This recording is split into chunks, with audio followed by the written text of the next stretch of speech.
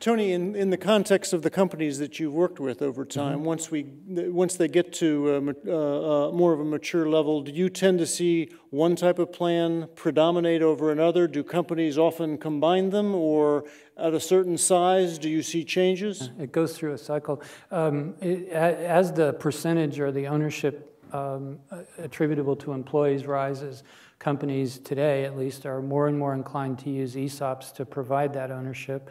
The tax and financial benefits of being an ESOP-owned company today are just awe-inspiring. If you'd told me 30 years ago that one day there would be a corporation in the United States that was perfectly statutorily capable of making as much profit as it wanted and never pay anything in federal or state income tax, at least a little tiny bit in California, I would have asked to share whatever you had been drinking, because that was clearly something pretty amazing. It would never happen, but that's exactly where we are today. So they tend to go that way. And the thing that's most interesting is one of the key issues that ESOP companies face, the ones that do become 100% owned, is this whole idea of creating competitive compensation incentive packages.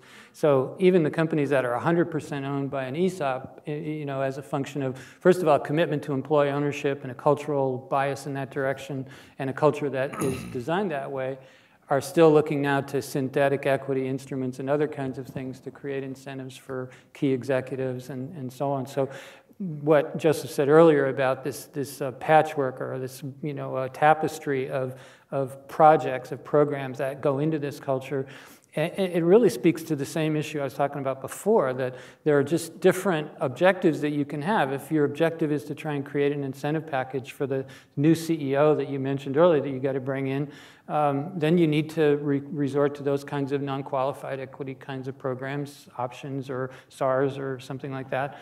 To do that, if you want to create a culture of ownership that's broad-based, then you can use some other things to do that.